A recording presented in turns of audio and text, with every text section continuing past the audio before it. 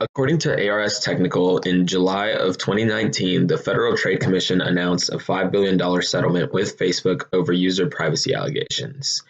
This settlement let Facebook employees off the hook, and according to the New York Times, it grants Facebook and its officers immunity over a set of misdeeds that were committed before June 12th. Facebook's deceptive privacy settings and their Cambridge Analytica scandal has had the company on the map regarding respecting and upholding their original statements about user privacy.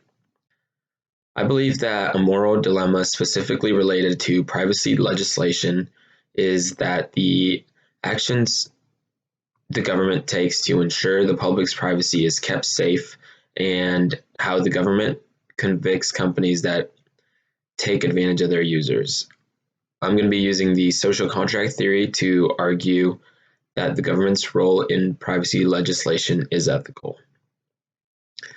According to the social contract theory, there are two things people in a civilized society have implicitly agreed on. We've agreed on a set of moral rules that govern relations among citizens, and we've agreed that we have a government capable of enforcing these rules.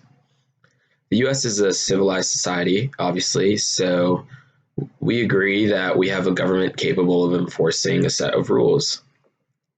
As demonstrated by the Federal Trade Commission in the case against Facebook, our government has gone through the proper steps to settle allegations over privacy concerns,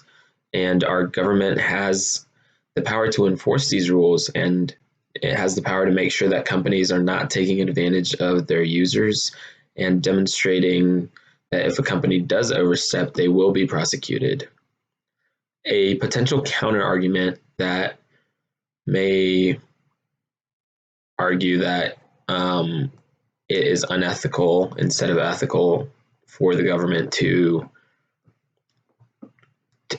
take the proper steps to ensure user privacy is taken care of is that the Federal Trade Commission voting results on whether or not to settle with Facebook was 3-2. And according to the New York Times, one of the dissenting voters, Rohit Chopra, says that the settlement imposes no meaningful changes to the company's structure, nor does it include any restrictions on the company's mass surveillance tactics. I would argue that over the last decade, every time Facebook has faced government intervention, they have fixed their mistakes, which proves that our government can enforce these rules, and that through the social contract theory, the government's role in privacy legislation is ethical.